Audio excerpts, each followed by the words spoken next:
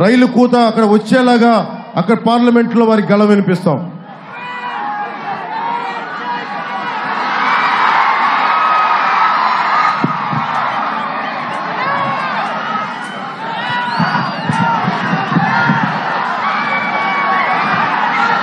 EC Jaganmohan గారిని తిరుగుతూ ఉంటే ఈసీకి నాకు ఎలక్షన్ కమిషన్ నోటీసులు ఇచ్చారని చెప్పారు.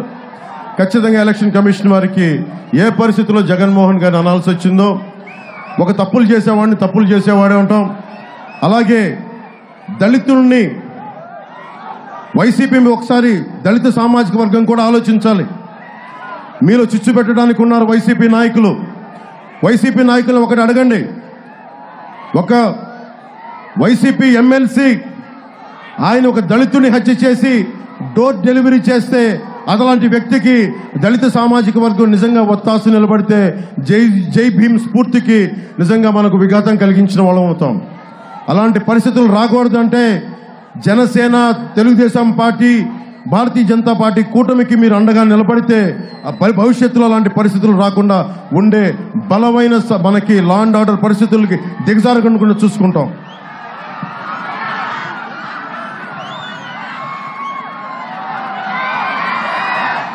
జగన్ గురించి ఒకటే చెప్పి ముగిస్తాం. జగన్ జీవితం జైలుకి బెయిల్కి మధ్యలో ఊగిసలాడే జీవితం జగన్ది. కోనసీమ నుంచి చెప్తా ఉన్నాం, జగన్ గుర్తుపెట్టుకో, క్లాక్ టవర్ నుంచి చెప్తా ఉన్నాం, నీకు రోజులు దగ్గర పడ్డాయి, నీ ప్రభుత్వాన్ని ప్యాక్ చేస్తాం, నిన్ను జైలుకు పంపిస్తాం.